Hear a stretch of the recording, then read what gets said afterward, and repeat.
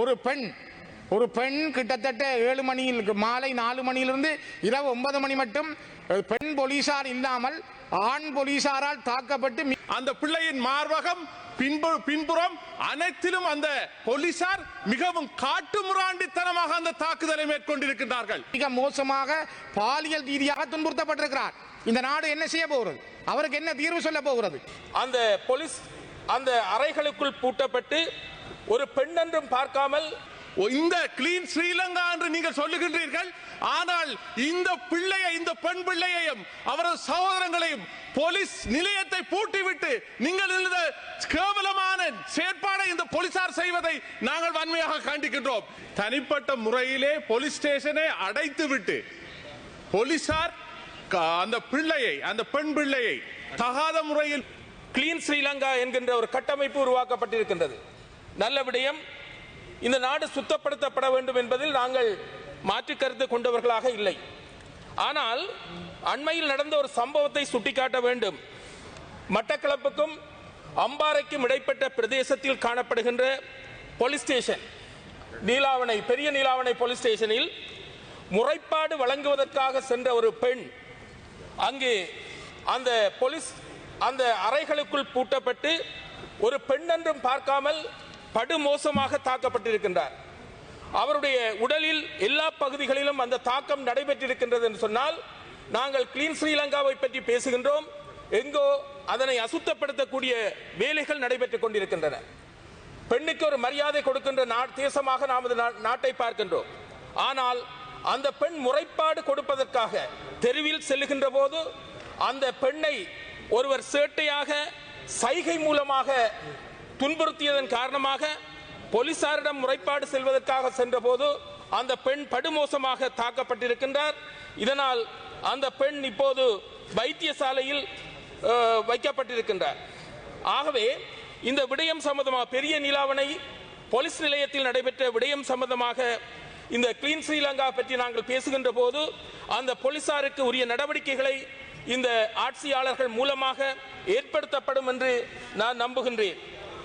அந்த பெண்ணின் அந்த தாக்கத்தை பற்றி பலரும் எங்களுக்கு முறைப்பாடு செய்து கொண்டிருக்கின்றார்கள். இந்த அமைச்சர் அவர்களே, ரெலா என்கின்ற இந்த பெண்மணி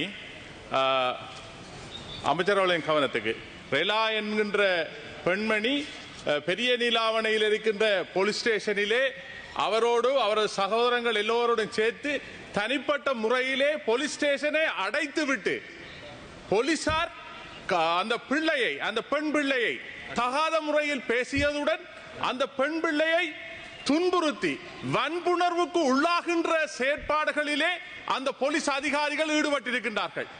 இது ஒரு பாரதூரமான ஒரு பிள்ளையாக இருக்கின்றது.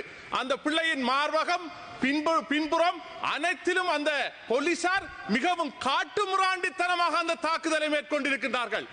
இந்த கிளீன் ஸ்ரீலங்கா என்று நீங்கள் சொல்லுகின்றீர்கள். ஆனால் இந்த பெண் பிள்ளையையும் அவரது சகோதரங்களையும் போலீஸ் நிலையத்தை பூட்டிவிட்டு நீங்கள் இந்த கேவலமான செயற்பாடை இந்த போலீசார் செய்வதை நாங்கள் வன்மையாக கண்டிக்கின்றோம். இதற்கான உரிய நடவடிக்கைகளை போலீசார் கவனத்தில் எடுக்க வேண்டும் என்று நான் இந்த இடத்தில் கூறிக்கொள்கின்றேன். ஏனென்றால் சினிமாவிலே தான் இப்படியான செயற்பாடுகளை நாங்கள் பார்த்திருக்கின்றோம். ஆனால் பெரிய நீலாவணை கல்முனையிலே இருக்கின்ற இந்த செயற்பாடு உண்மையாக அது ஒரு பாரதமான விடயம். நேற்று முன்தினம் கூட அம்பாறை மாவட்டத்தில் என்னுடைய சகோதர பாராளுமன்ற உறுப்பினர் கவீந்திரன் கோடீஸ்வரன் நேற்று இங்கே பிரஸ்தாபித்திருந்தார். கல்முனையில் இருக்கிற நீலாவணை போலீஸ் நிலையத்திலே ஒரு பெண் கிட்டத்தட்ட 7 மணியில் மாலை 4 மணியிலிருந்து இரவு 9 மணி மட்டும் பெண் போலீசார் இல்லாமல் ஆண் போலீசாரால் தாக்கப்பட்டு மிக மோசமாக பாலியல் ரீதியாக துன்புறுத்தப்பட்டிருக்கிறார். இந்த நாடு என்ன செய்ய போகிறது? அவருக்கு என்ன தீர்வு சொல்ல போகிறது? அதற்கான நீதி என்ன? எந்த போலீஸ் நிப்பாட்டப்பட்டார்? அவருக்கு என்ன நடவடிக்கை எடுக்கப்பட்டிருக்கிறது? அதுக்கான செயல்பாடு என்ன? உடனடி நடவடிக்கை என்ன? தயவு செய்து சிந்தியுங்கள். இது இந்த நாட்டில் இருக்கிற நான் நினைக்கிறேன் உங்களுடைய நல்லெண்ணங்களை இந்த அரசுடைய சீர்மியமான நடவடிக்கைகளை போலீசார் குழப்புகிறார்களோ என்று எனக்கு என்ன தோன்றுகின்றது. கௌரவ ஆனந்த விஜயபால உறுப்பினர் அவர்கள், கௌரவ குழுக்களின் பிரதி தவிசாளர் அவர்களே, கௌரவ உறுப்பினர் அவர்கள் போலீஸ் தாக்குதல் தொடர்பாக குறிப்பிட்டிருந்தார். கௌரவ உறுப்பினர் அவர்களே, போலீஸ் தாக்குதல் தொடர்பாக நீங்கள் குறிப்பிட்டிருந்தீர்கள். பெண்ணொருவருக்கு தாக்குதல் இடம்பெற்றதாக குறிப்பிட்டிருந்தீர்கள். அது தொடர்பான தகவல்களை உங்களால் வழங்க முடியுமாக இருந்தால் அது தொடர்பான விசாரணைகளை நாளைய தினமே ஆரம்பிக்க முடியும் என்று கூறுவதுடன் இவ்வாறான விடயங்களை ஒருபோதும் அனுமதிக்க முடியாது, அதுவும் போலீஸ் நிலையத்தினுள் என்று கூறி அனைத்து விடயங்களையும் கிளீன் ஸ்ரீலங்கா நிகழ்ச்சி திட்டங்களுடன் இணைத்துக் கொள்ள வேண்டாம். நான் உங்களுக்கு வாக்குறுதி அளித்திருந்தேன், தகவல்களை தாருங்கள், அது தொடர்பாக நாளைய தினமே விசாரணைகளை மேற்கொண்டு அது தொடர்பான நியாயத்தை வழங்குவதற்கு நாங்கள் முற்படுவோம் என்று கூறியிருந்தேன். நீங்கள் அனைத்து விடயங்களையும் கிளீன் ஸ்ரீலங்கா என்ற நிகழ்ச்சி திட்டத்தினூடாக இணைத்து கதைப்பதை நிவர்த்திக் கொள்ளுங்கள். நீங்கள் கூறியதை நாங்கள் நிராகரிக்கவில்லை. அது தொடர்பாக நடவடிக்கைகளை மேற்கொண்டு ஒழுக்க விசாரணைகளை மேற்கொள்ள நடவடிக்கை எடுப்போம். நாளைய தினமே தொடர்பான விசாரணைகளை மேற்கொள்ள நடவடிக்கை எடுப்போம்.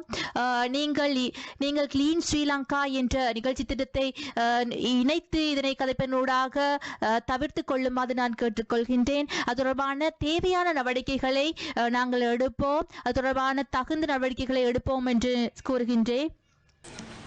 இன்று எடுத்துக்கொள்ளப்பட்ட விஷயத்திலே விசேஷமாக வெளிநாட்டு முதலீடுகள் இலங்கையிலே நடைபெற வேண்டுமானால் வெளிநாட்டு முதலீடு இந்த நாட்டிலே கொண்டு வருவதற்கு முதலாவதாக எங்களுடைய நாடு ஒரு சமாதானமாகவும் சுபிட்சமாகவும் அடிப்படையிலே இருக்க வேண்டும் என்பதை நாங்கள் புரிந்து கொள்ள வேண்டும். இன்று இந்த நாடு பல்வேறு பிரச்சனைகளுக்கு மத்தியிலே முகம் கொடுக்கின்ற இந்த வேளையிலே புதிய அரசாங்கம் பொறுப்படுத்திருக்கின்றது. புதிய அரசாங்கத்தின் மூலமாக இன்று நாட்டிலே முதலீடுகளை வருவிப்பதற்கு அவசியமான வேலைகளை செய்கின்ற அதே நேரத்திலே நாட்டிலே இன்னும் ஊழல் ஒழிக்க முடியாத ஒரு சூழ்நிலை இருக்கின்றது. ஆகவே இந்த ஊழலை ஒழிப்பதற்கான நடவடிக்கை முதலில் எடுக்க வேண்டும். இரண்டாவதாக நாட்டில் இப்பொழுது கொலை அதிகமாக நடக்கின்றது.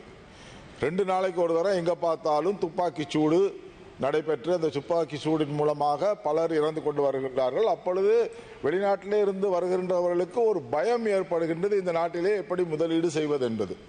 ஆகவே அந்த கொலையை செய்கின்றவர்களை கைது செய்து நாட்டிலே ஒரு சமாதானத்தை மக்கள் பீதியற்ற நிலையிலே வாழ்வதற்கான நிலையை உருவாக்க வேண்டும். அப்பொழுதுதான் எங்கள் நாட்டுக்கு வெளிநாடு முதலீடுகள் வரும் என்பதையும் விசேஷமாக சீன முதலீட்டிலே செய்திருக்கின்ற போர்ட் சிட்டி போன்ற முதலீடுகளை இங்கே கொண்டு வருவதற்கான நடவடிக்கை எடுத்திருக்கின்ற அதே நேரத்திலே அதை சுமூகமாக செய்வதற்கான நடவடிக்கை எடுக்கப்பட வேண்டும் என்பதை நாங்கள் வலியுறுத்துகின்றோம். இன்று இந்த நாட்டினுடைய மக்கள் பல்வேறு துன்பத்துக்கு மத்தியிலே இன்று அரிசி, தேங்காய் போன்ற பல்வேறு அத்தியாவசிய பொருட்கள் இல்லை என்பதை நாங்கள் தெரிவிக்கக்கூடியது. விசேஷமாக பொங்கல் பண்டிகை எதிர்வருகின்ற 13ஆம் 14ஆம் தேதி இந்த நாட்டிலே நடைபெறுகின்ற இந்த நேரத்திலே பொங்கல் வைப்பதற்கு விசேஷமாக பச்சை அரிசி, தேங்காய் போன்றவை அவசியம். ஆனால் இன்று பச்சை அரிசி ஒரு கிலோ 280 ரூபா 90 ரூபா வரைக்கும் கொடுத்து வாங்க வேண்டிய சூழ்நிலை இருக்கின்றது. ஆகவே சாதாரண மக்களுடைய இந்த பண்டிகை இந்த நேரத்திலே கொண்டாட முடியாத ஒரு சூழ்நிலை இருக்கின்றது என்பதை நாங்கள் முதலிலே புரிந்து கொள்ள வேண்டும். அதே நேரத்தில் 13ஆம் தேதி ஜனாதிபதி அவர்கள் சைனாவில் போய் பொங்கல் வைக்கிறதுக்கான ஏற்பாடு செய்திருக்கின்றார். ஆகவே இந்த நாட்டில் உள்ள மக்களுக்கு பொங்கல் இல்லை, ஆனால் சைனாவுக்கு போய் பொங்கல் வைக்கிறதுக்கான ஏற்பாடுகளை ஜனாதிபதி செய்கின்றார் என்ற அடிப்படையிலே அவர் 13 அவருடைய விஜயம் நடைபெற்று கொண்டிருக்கின்றது. ஆகவே கௌரவ ராமலிங்கம் சந்திரசேகரன் அமைச்சர் இங்கே இருக்கின்றார்.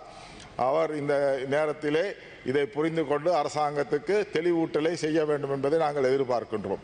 நீங்களாவது சொல்லுங்க அரசாங்கத்துக்கு, இது தமிழுடைய முக்கியமான திருநாள், பொங்கலுக்கு எங்களுக்கு பச்சை அரிசியும் தேங்காயும் அடிப்படை விலை குறைத்து கொடுக்கப்பட வேண்டும் என்பதை நீங்கள் தெரிவித்துக் கொள்ள வேண்டும் என்பதை நான் உங்களுக்கு இந்த நேரத்தில் சுட்டிக்காட்ட விரும்புகின்றேன். அதே நேரத்தில் இந்த நாட்டினுடைய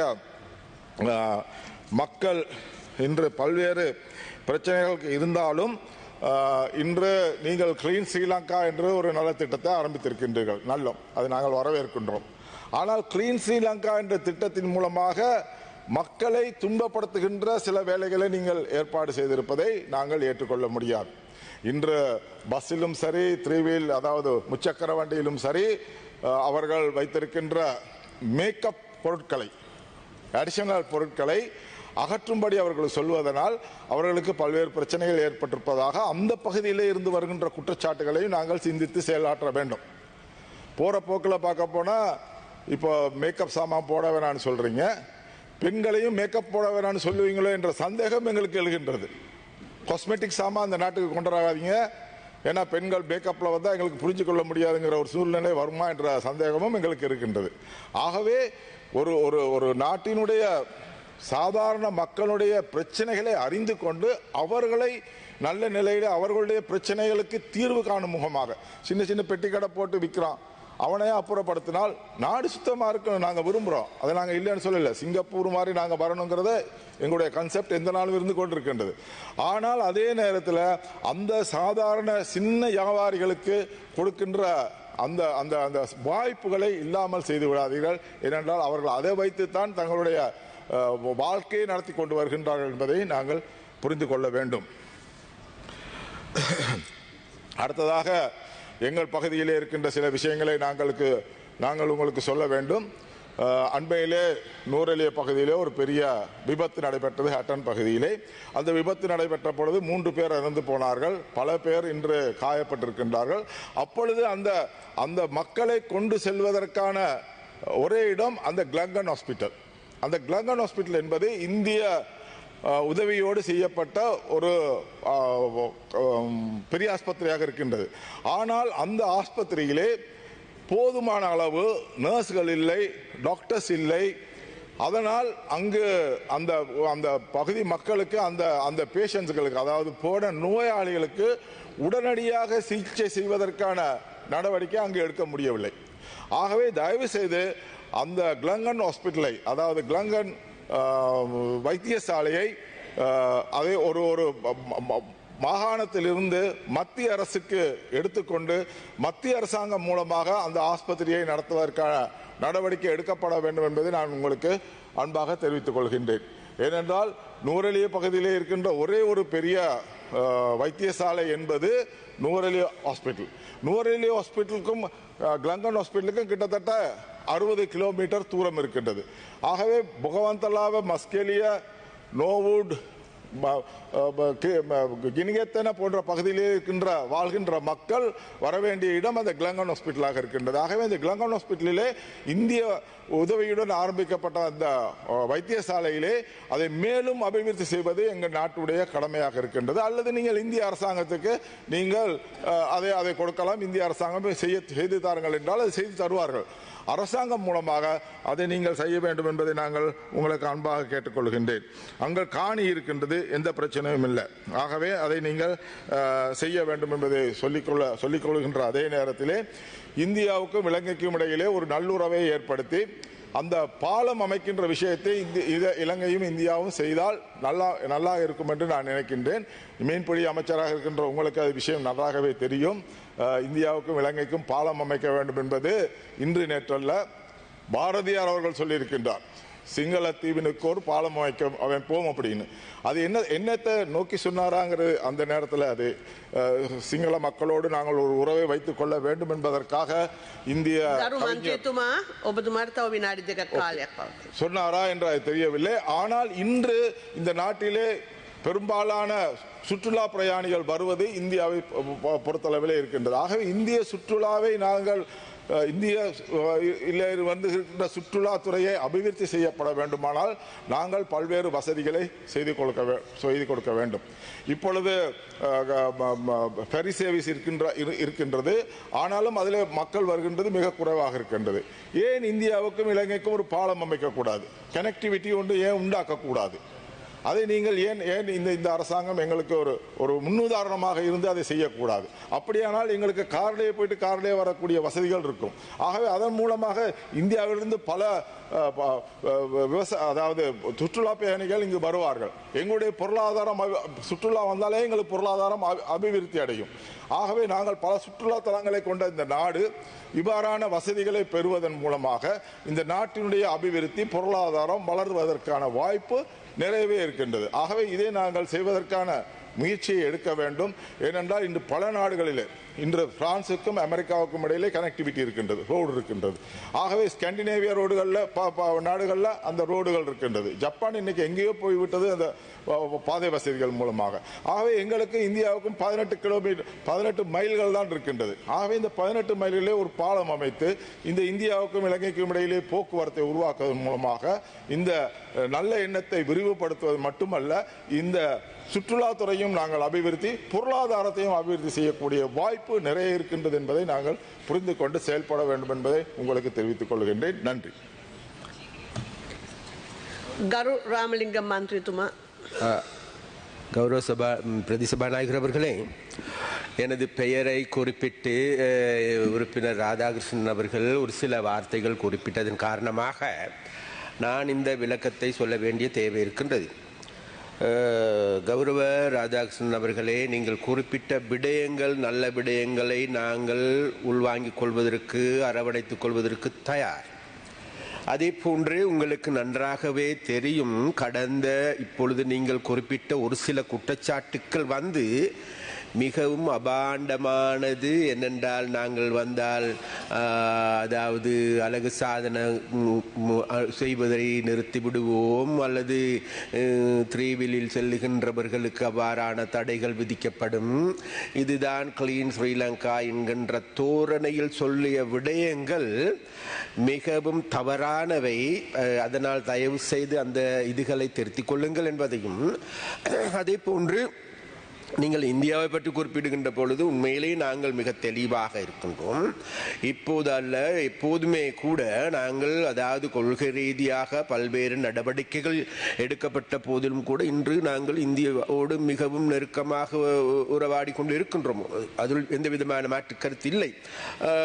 அதன் போது நீங்கள் பாலம் அமைப்பது எடுத்துக்கொண்டாலும் சரி, பாரதியாருடைய பாடல் எடுத்துக்கொண்டாலும் சரி, சிங்கள தீவுக்கோர் பாலம் அமைப்போம் என்கின்ற பாடலை எடுத்துக்கொண்டாலும் சரி, என்ன அப்ப அந்த வகையில் அந்த நோக்கங்களை நிறைவேற்றுகின்ற ஒரு உன்னதமான நாட்டை உருவாக்குவதையே நாங்கள் குறிக்கோளாக கொண்டிருக்கின்றோம். அதில் விசேடமாக மலையக மக்களுடைய பிரச்சனைகள் தொடர்பாக கூடுதலான கரிசனை எடுத்திருக்கின்றோம். அதில் உள்ளே நிச்சயமாக எங்களுடைய கிளீன் ஸ்ரீலங்காவினுடைய வேலை திட்டத்தின் முக்கிய பங்காளியாக உண்டு மலையக மக்கள், அடுத்து வடகிழக்கிலே பாதிக்கப்பட்ட தமிழ் மக்களுடைய பிரச்சனைகள் கூடுதலான கவனத்துக்கு எடுக்கப்பட்டிருக்கின்றது. அதனால் எதிர்வரும் காலங்களில் நாங்கள் அவை தொடர்பாக கூடுதலான கவனத்தை எடுத்து மக்களுக்கான நன்மைகளை பெற்றுக் கொடுப்பதற்கு ஏதுவான நடவடிக்கைகள் எடுப்போம் என்று மாத்திரம் உங்களுக்கு கூறிக்கொள்ள விரும்புகின்றேன். நன்றி.